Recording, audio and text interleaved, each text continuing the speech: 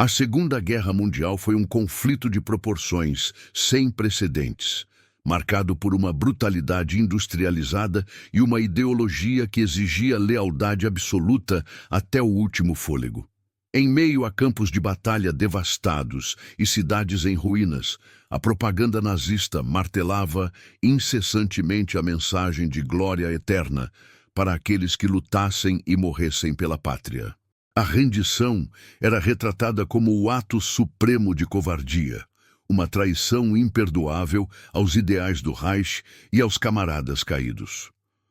Contudo, em uma das mais intrigantes e subestimadas narrativas da guerra, quase 500.000 de soldados alemães, um número que desafia a lógica da doutrinação e da lealdade cega, optou por depor suas armas.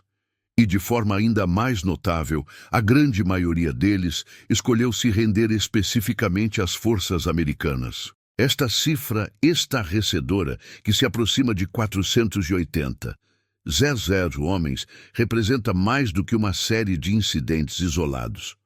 Ela aponta para um fenômeno de rendição em massa que teve um impacto tangível no desenrolar do conflito. A pergunta que se impõe é complexa. Como foi possível que tantos soldados de um exército conhecido por sua disciplina e ferocidade e doutrinado a ver o inimigo como cruel e impiedoso fizessem tal escolha? A imagem que a propaganda alemã construía dos aliados, em especial dos americanos, era a de uma força culturalmente decadente, porém mecanicamente avassaladora, desprovida de humanidade e pronta para aniquilar. Rendição, sob essa ótica, significaria cair nas mãos de um inimigo que não ofereceria misericórdia. No entanto, a realidade no campo de batalha e as percepções que dela emergiam começaram a divergir drasticamente da narrativa oficial. A partir de 1943, com a maré da guerra virando decisivamente contra as potências do eixo em múltiplos frontes, a situação para o soldado alemão comum tornou-se cada vez mais desesperadora. De um lado, enfrentavam a máquina de guerra aliada, um aparato militar implacável que se manifestava através de bombardeiros que escureciam o céu, uma artilharia que pulverizava as defesas e colunas de tanques que avançavam de forma inexorável. A perspectiva de continuar a lutar contra essa superioridade esmagadora era, para muitos, a de uma aniquilação certa, uma morte sem propósito em uma guerra que já parecia perdida. As defesas alemãs, muitas vezes fragilizadas e com suprimentos escassos, simplesmente não conseguiam conter o ímpeto aliado. Do outro lado, começava a surgir uma alternativa. Uma promessa, ainda que não explicitamente declarada em panfletos, mas percebida nos relatos e na observação direta do comportamento do inimigo, de um tratamento que contrastava radicalmente com a retórica de aniquilação. Esta promessa era o que se convencionou chamar de fair play. Não se tratava de um convite à deserção, mas de uma constatação prática. Entre a morte garantida em combate e a captura por uma força que demonstrava um mínimo de humanidade, a matemática da sobrevivência se tornava surpreendentemente simples.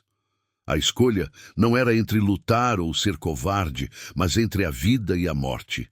Essa percepção começou a se solidificar à medida que a guerra progredia, especialmente nos teatros de operação ocidentais, onde as forças americanas estavam predominantemente engajadas. O que exatamente havia nas linhas americanas que foi capaz de transformar o ato de rendição, tão demonizado pela propaganda nazista, em uma escolha racional de sobrevivência para centenas de milhares de soldados alemães? Quais foram os elementos tangíveis e intangíveis que convenceram esses homens, entre 1943 e a primavera de 1945, de que a vida sob cativeiro americano era uma opção preferível à morte heróica, mas inútil, que lhes era imposta pelo regime?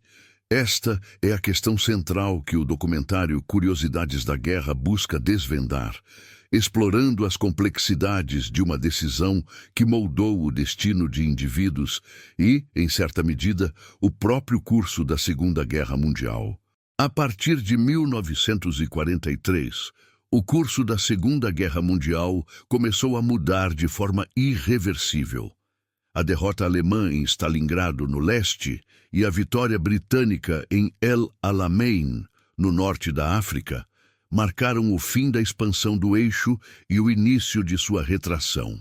A balança do poder militar, que antes parecia pender a favor da Alemanha e seus aliados, agora se inclinava decisivamente para as potências aliadas, impulsionadas pela vasta capacidade industrial dos Estados Unidos e pela resiliência do Império Britânico e da União Soviética. Esta virada da maré era inegável e suas consequências começaram a se manifestar de forma dramática nos campos de batalha. Foi no norte da África que o fenômeno das rendições em massa de soldados alemães às forças americanas se tornou visível pela primeira vez em grande escala. A campanha na Tunísia, em 1943, transformou-se em um caldeirão onde as forças do eixo, compostas principalmente pelo Afrika Korps alemão e unidades italianas, foram progressivamente encurraladas. Após a Operação Tocha, o desembarque aliado no Marrocos e na Argélia, em novembro de 1942, e o avanço contínuo do 8º Exército Britânico pelo Egito e Líbia, as forças do eixo se viram presas entre dois poderosos avanços. A geografia da Tunísia, com suas montanhas e planícies costeiras, tornou-se uma armadilha natural. As condições enfrentadas pelas tropas alemãs e italianas eram desesperadoras. A superioridade aérea aliada era esmagadora, com caças e bombardeiros atacando constantemente as linhas de suprimento e as posições defensivas. O controle aliado do Mediterrâneo, por sua vez, dificultava enormemente o recebimento de reforços e suprimentos vitais, como combustível, munição e alimentos. Os comboios do eixo eram interceptados e afundados com frequência alarmante, deixando as tropas no terreno com recursos cada vez mais escassos. A falta de combustível imobilizava veículos e tanques, enquanto a escassez de munição limitava a capacidade de resposta à artilharia e aos ataques aéreos inimigos.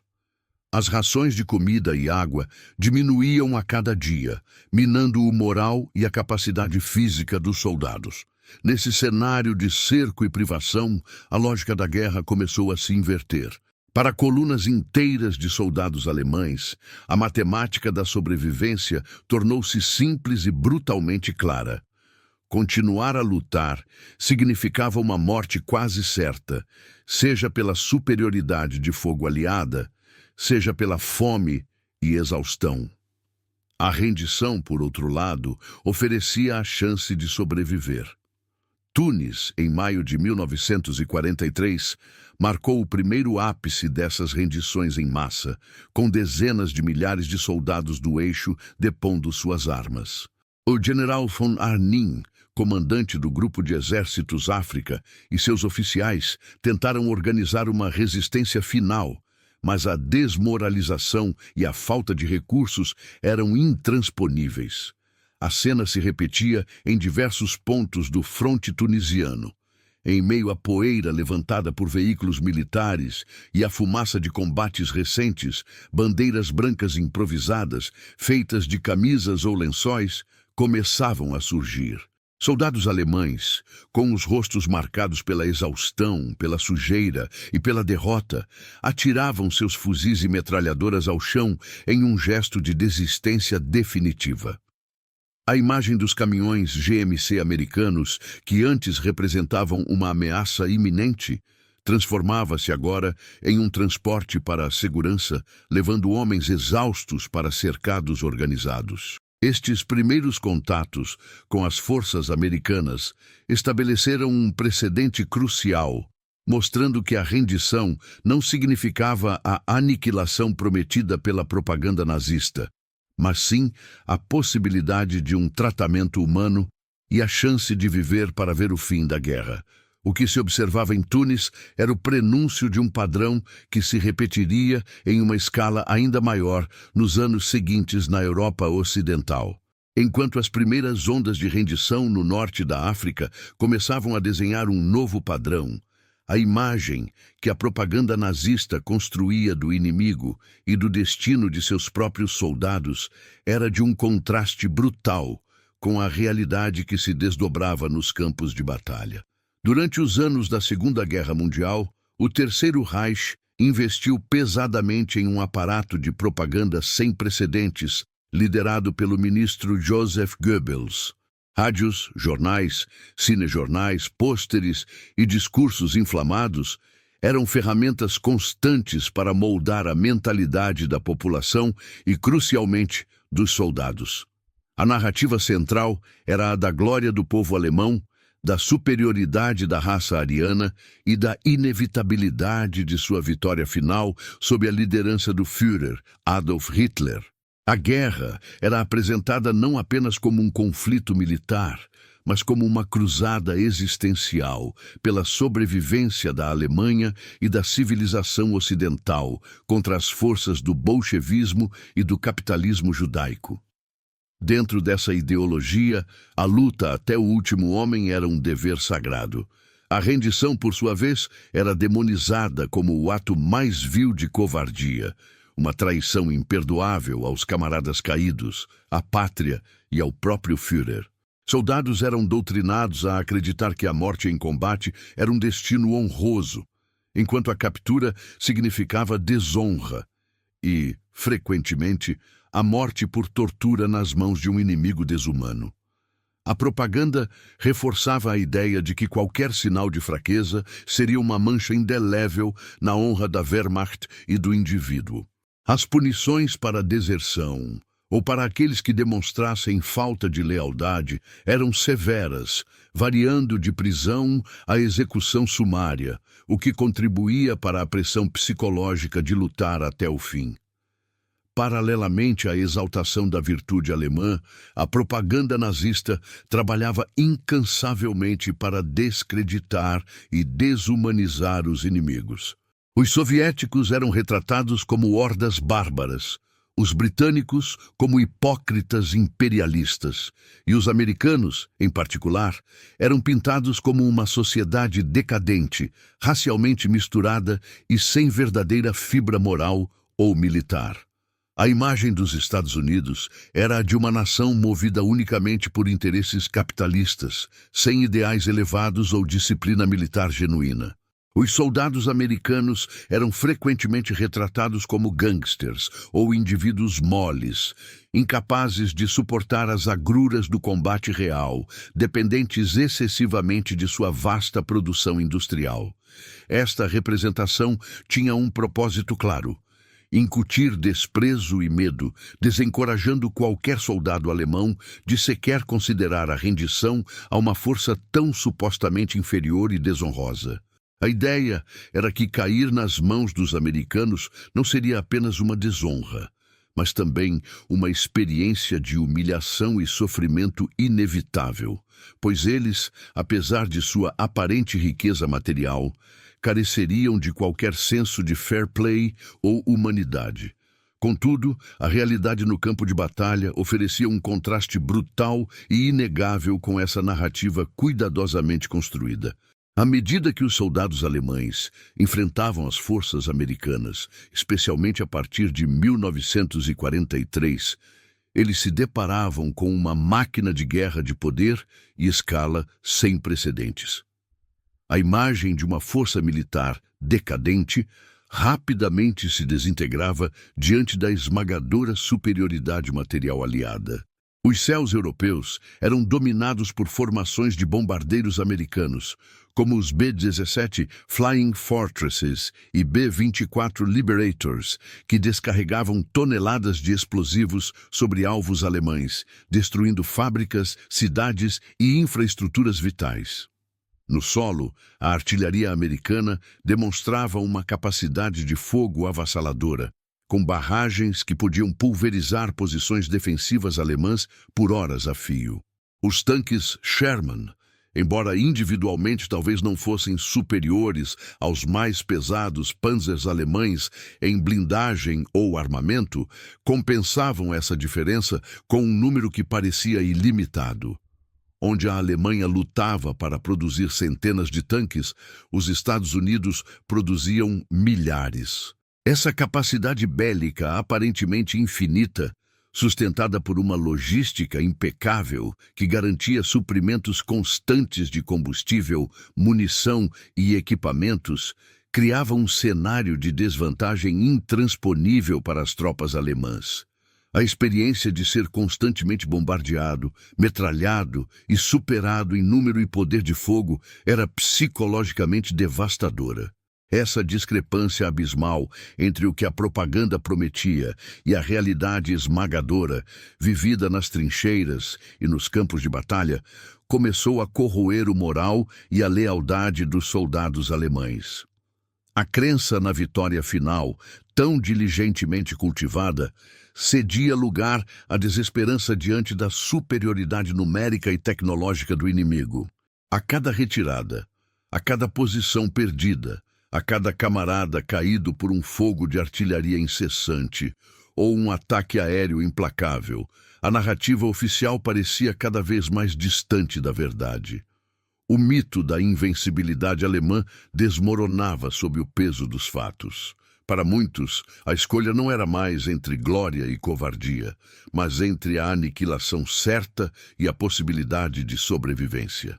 A percepção do inimigo americano, antes demonizado, começou a ser reavaliada à luz da experiência direta.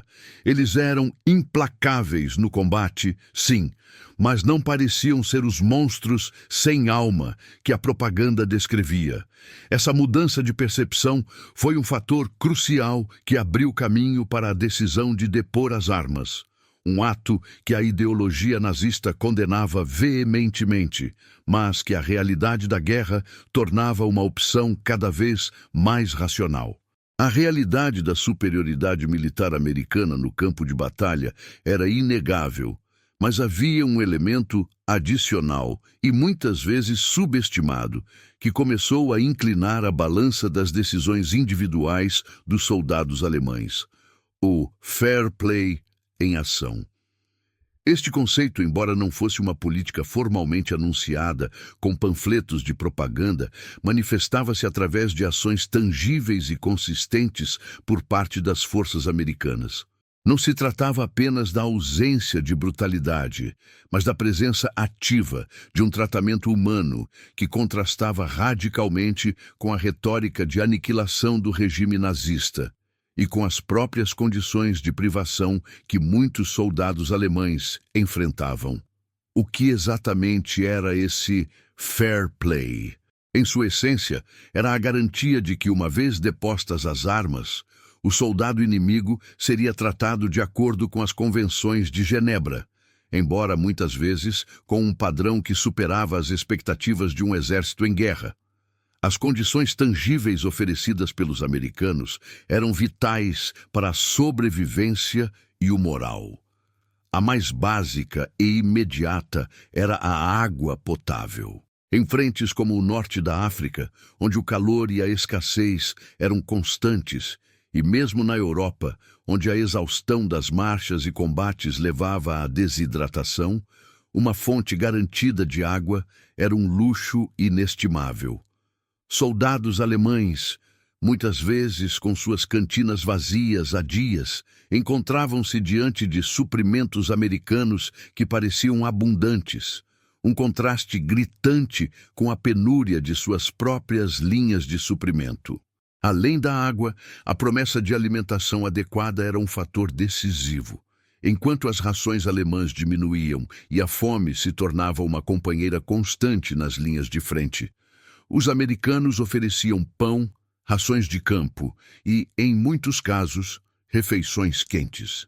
Para homens famintos e exaustos, a perspectiva de uma refeição garantida, mesmo que simples, representava não apenas nutrição, mas um sinal de que sua vida seria preservada. A imagem de prisioneiros recebendo seu primeiro pedaço de pão ou uma lata de ração K americana era um poderoso contraponto à propaganda que os pintava como monstros desprovidos de humanidade. A simples provisão de comida básica tinha um impacto psicológico profundo, restaurando um mínimo de dignidade e esperança. Crucialmente, o atendimento médico imediato para os feridos, independentemente de sua nacionalidade, era uma demonstração palpável de humanidade que desafiava diretamente a demonização do inimigo. Soldados alemães feridos, que muitas vezes haviam sido deixados para trás, ou tinham acesso limitado a cuidados médicos em suas próprias linhas, devido à escassez de recursos e ao caos do recuo, eram atendidos por médicos e enfermeiros americanos. Fraturas eram imobilizadas, sangramentos estancados e infecções tratadas com a mesma urgência e profissionalismo dedicados aos próprios soldados aliados. Essa prática não apenas salvava vidas, mas também enviava uma mensagem inequívoca. A guerra cessava no momento da rendição, e a vida humana, mesmo a do inimigo, tinha valor. Este cuidado médico era um dos pilares mais fortes do fair play, desmantelando a imagem de crueldade que a propaganda nazista tentava incutir. Diante dessas condições, a matemática fácil da sobrevivência se impunha. A escolha não era entre lutar heroicamente até a morte ou ser um covarde que traía seus ideais. Era, de fato, entre a aniquilação quase certa por uma força militar superior, equipada com uma capacidade bélica avassaladora. Bombardeiros que dominavam os céus, uma artilharia que pulverizava defesas e colunas de tanques que avançavam implacavelmente. E a captura, que oferecia a chance de sobreviver sob um tratamento que, embora cativeiro, era decente e humano. A decisão para muitos soldados alemães tornou-se óbvia. A vida era preferível à morte inútil e sem propósito em uma guerra que já parecia perdida. A lógica da sobrevivência primária suplantava qualquer doutrinação ideológica. O fim da batalha para esses homens marcava o início da sobrevivência. Os caminhões GMC americanos, que antes eram vistos como símbolos ameaçadores do avanço inimigo e da destruição iminente, transformavam-se agora em transportes para a segurança. Não eram veículos de tortura ou execução, mas sim meios de levar homens exaustos e desmoralizados para cercados organizados onde seriam processados como prisioneiros de guerra. A transição do caos do campo de batalha para a relativa ordem de um campo de prisioneiros era um alívio tangível, um vislumbre de um futuro que não envolvia a morte iminente. A hospitalidade inesperada era visível no processo de rendição. Soldados alemães eram instruídos a depor suas armas, muitas vezes em filas ordenadas, e eram submetidos a uma revista superficial para garantir que não portavam armas ocultas. Em seguida, recebiam suas primeiras porções de água e comida. As cenas mostravam homens com os rostos marcados pela guerra, mas com um estranho alívio ao receberem um copo d'água ou um pedaço de pão, gestos que pareciam pequenos, mas eram monumentais em seu contexto. Feridos eram rapidamente separados e encaminhados para atendimento médico, com a bandeira americana tremulando sobre os postos de tratamento, simbolizando uma autoridade que, embora vitoriosa, não era sádica. Essa combinação de superioridade de fogo avassaladora e a oferta de humanidade na retaguarda não era apenas um ato moral, era uma ferramenta estratégica incrivelmente eficaz.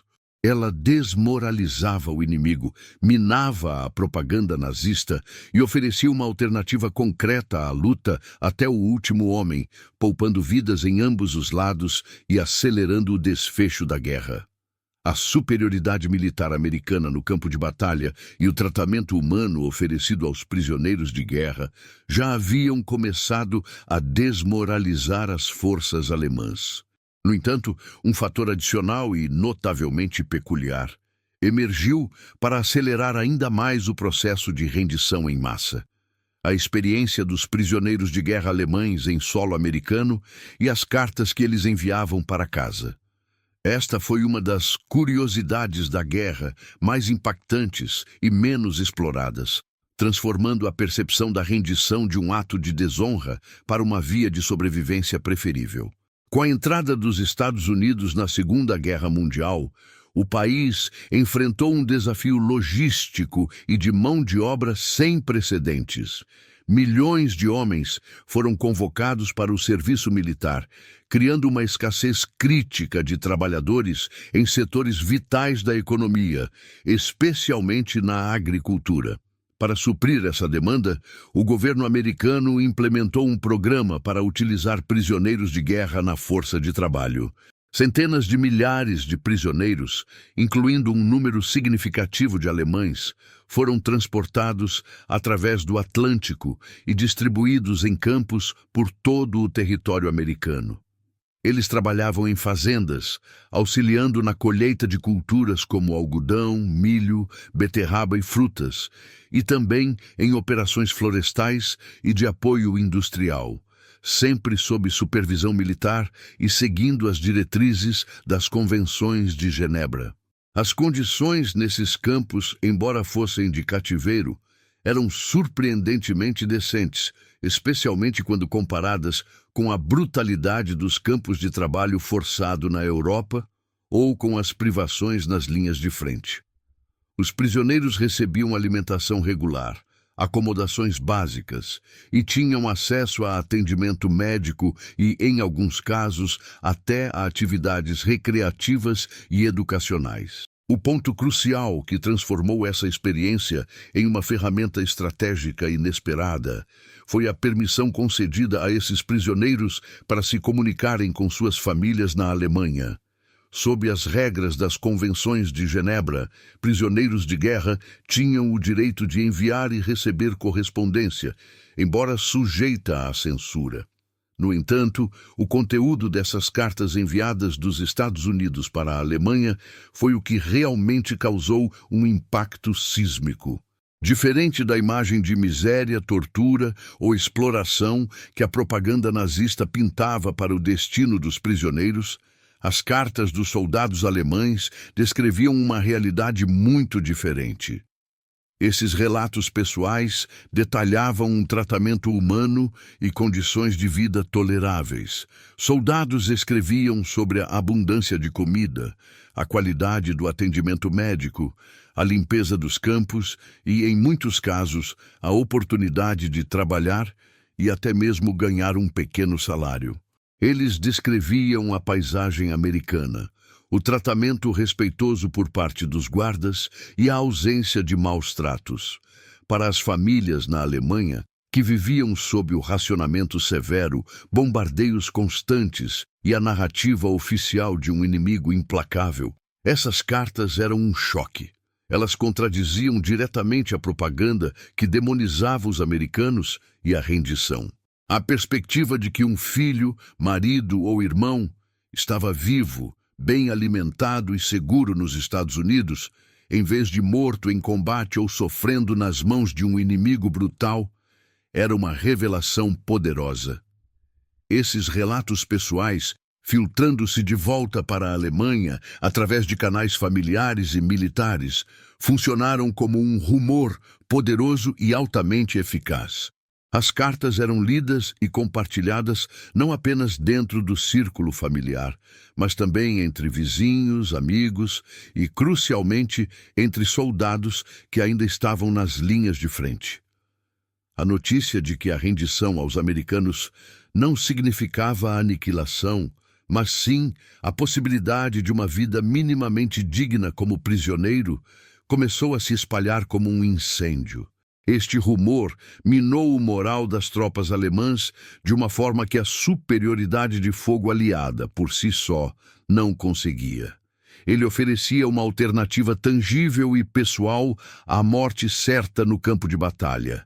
A perspectiva de uma vida segura e com tratamento decente como prisioneiro no CLUACA acelerou significativamente as rendições futuras. Para um soldado alemão exausto, faminto e desmoralizado, Encurralado por uma força militar avassaladora, a escolha entre lutar até a morte em uma guerra perdida e a chance de sobreviver em condições razoáveis nos Estados Unidos tornou-se cada vez mais clara. As cartas dos prisioneiros de guerra não eram apenas correspondência, eram a prova viva de que a propaganda nazista mentia sobre o inimigo. Elas desmantelaram a narrativa do lutar até o fim, ao oferecer um vislumbre de esperança e sobrevivência.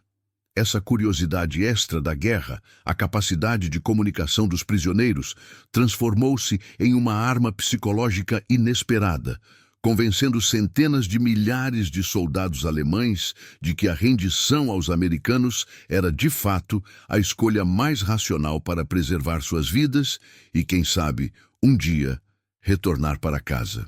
Com a primavera de 1945, a Segunda Guerra Mundial entrava em seus estágios finais na Europa.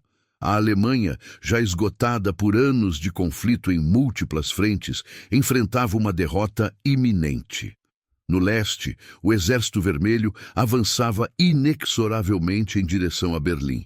No oeste, as forças aliadas, após cruzarem o Reno, estavam em plena ofensiva no coração do Reich.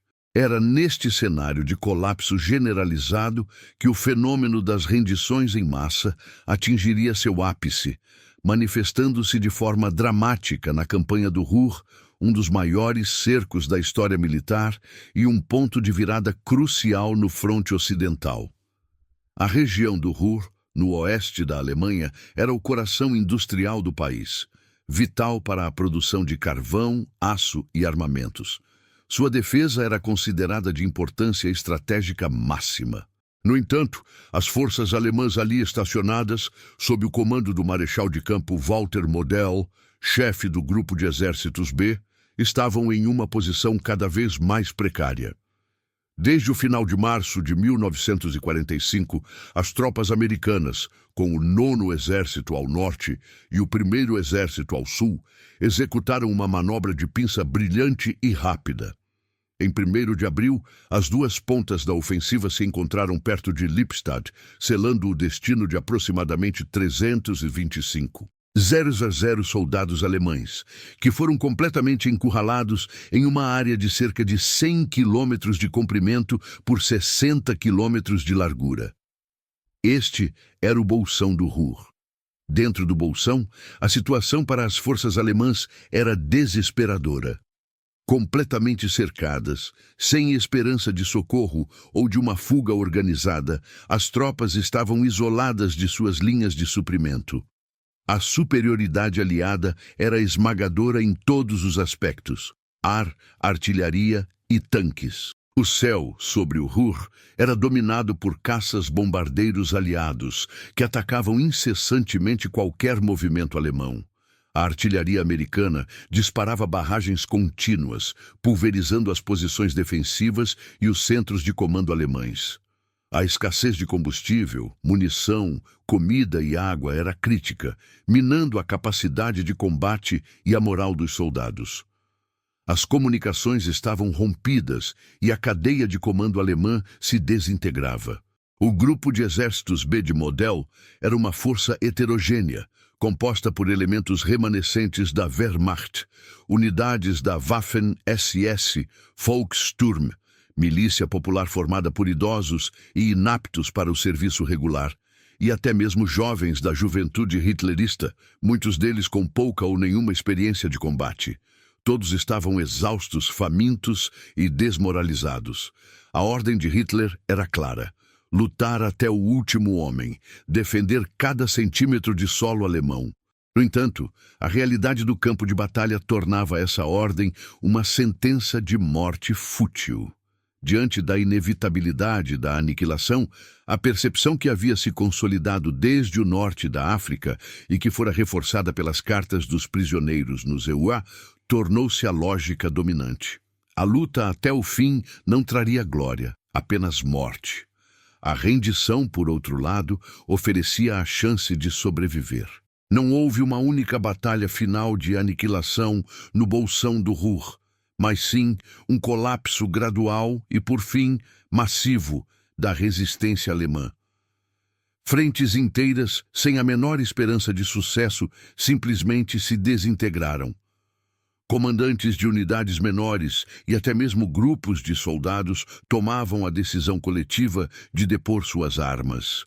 Entre 14 e 18 de abril de 1945, o Bolsão do Ruhr testemunhou uma das maiores rendições em massa da história militar. Mais de 300 mil soldados alemães, um número que superava as expectativas mais otimistas dos aliados, simplesmente pararam de lutar. As imagens históricas da época são dramáticas. Colunas intermináveis de prisioneiros, com os rostos marcados pela exaustão, pela sujeira e pela derrota, mas, paradoxalmente, com um estranho e visível senso de alívio por estarem vivos. Eles marchavam em filas organizadas sob a guarda de soldados americanos, muitos com as mãos na cabeça, outros carregando seus poucos pertences. Seus equipamentos, armas e veículos eram abandonados ou destruídos. O impacto dessa rendição foi gigantesco. A Wehrmacht perdeu uma quantidade monumental de homens e material em um único evento, debilitando ainda mais sua já fragilizada capacidade de defesa no fronte ocidental. O desmoronamento do Bolsão do Ruhr não apenas eliminou uma grande força de combate inimiga, mas também abriu caminho para o avanço aliado em direção ao Elba e, por fim, a junção com as forças soviéticas.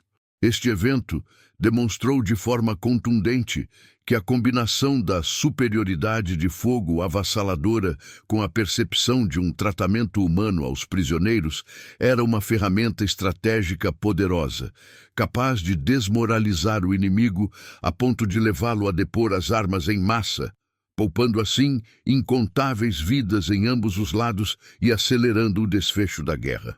As rendições em massa de soldados alemães às forças americanas não foram meros incidentes isolados, mas sim um fenômeno com consequências diretas e profundas no desenrolar da Segunda Guerra Mundial, particularmente no fronte ocidental. O impacto mais imediato e tangível foi a preservação de incontáveis vidas americanas. Em um cenário de combate convencional, a tomada de posições defendidas por um exército disciplinado, mesmo que em desvantagem, exigiria batalhas sangrentas e prolongadas, com um custo humano elevado. A doutrina militar nazista, que exigia a luta até o último homem e a defesa intransigente de cada centímetro de território, implicava em um tipo de guerra de atrito que historicamente resultava em pesadas baixas para as forças atacantes.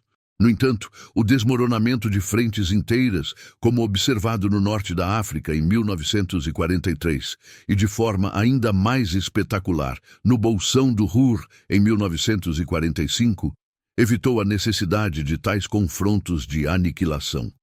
Em vez de assaltos frontais contra defesas entrincheiradas ou combates casa a casa em cidades alemãs, os aliados, especialmente os americanos, viram centenas de milhares de soldados inimigos depor suas armas de forma organizada.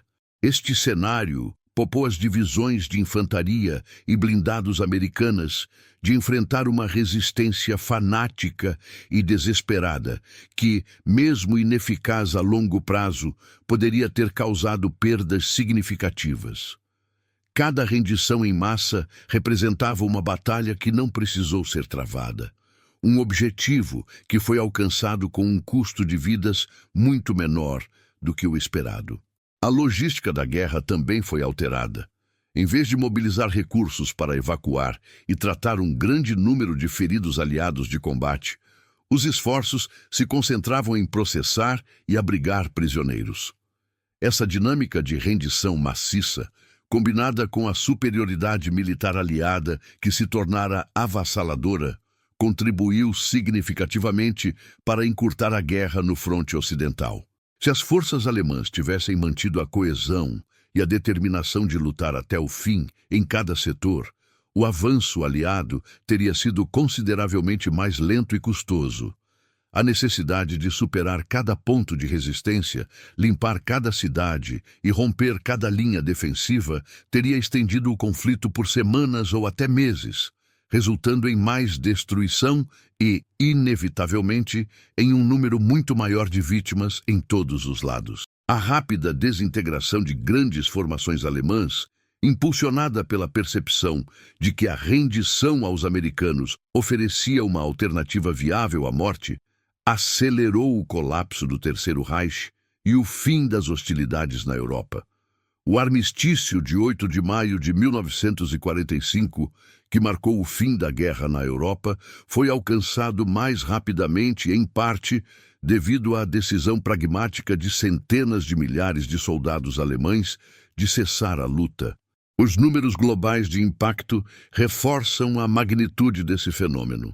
A soma das rendições no norte da África, onde dezenas de milhares de soldados do eixo depuseram suas armas para os aliados, incluindo os americanos, as centenas de milhares de prisioneiros capturados durante o avanço através da França e da Bélgica, e notavelmente os mais de 300 mil soldados alemães que se renderam apenas no bolsão do Ruhr, na Alemanha Ocidental, totalizam um número que beira o 500.000 sob a bandeira americana.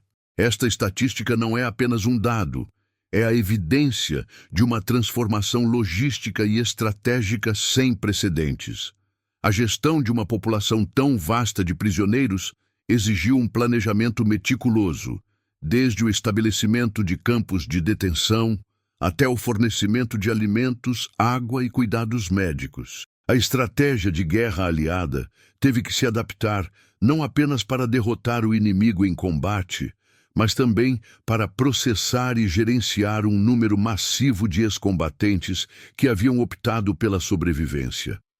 Esta abordagem americana, que combinava uma superioridade de fogo esmagadora com uma política de tratamento humano aos prisioneiros, transformou a humanidade na retaguarda em uma ferramenta estratégica altamente eficaz. Não se tratava apenas de um ato moral ditado pelas convenções de Genebra, mas de uma tática que produzia resultados práticos no campo de batalha. Ao oferecer uma alternativa clara e preferível à morte em combate, os americanos minaram a vontade de lutar do inimigo de dentro para fora. A propaganda nazista, que exigia lealdade absoluta e pintava os aliados como monstros, foi desmentida pela realidade dos campos de prisioneiros americanos e pelas cartas que de lá chegavam à Alemanha. Essa combinação de força militar e tratamento humano desmoralizou o inimigo, incentivou rendições em massa e, em última instância, poupou vidas aliadas e encurtou a duração do conflito, demonstrando que a guerra pode ser vencida não apenas pela aniquilação, mas também pela persuasão da sobrevivência.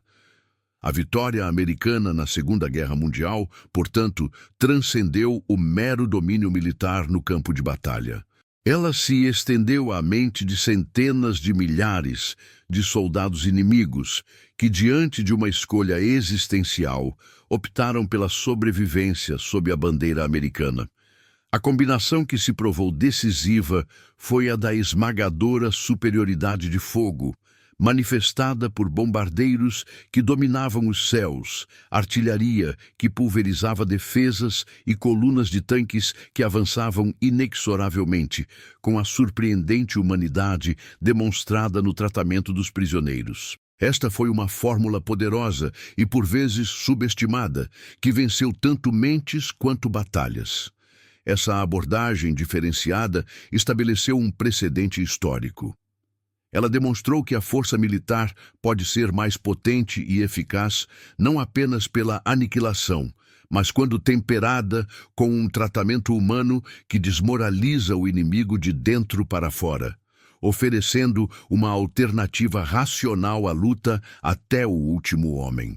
As rendições em massa, que somaram quase 500.000 de soldados alemães sob custódia americana, pouparam incontáveis vidas aliadas e aceleraram o desfecho do conflito no fronte ocidental. A dupla vitória de mentes e batalhas moldou o curso da Segunda Guerra Mundial de uma forma que continua a oferecer uma lente única sobre as curiosidades da guerra. Ela revela uma faceta inesperada da estratégia e da humanidade em tempos de conflito, onde a esperança de um tratamento decente pôde, por fim, superar a doutrinação mais ferrenha, transformando a rendição de um ato de covardia em uma escolha de vida.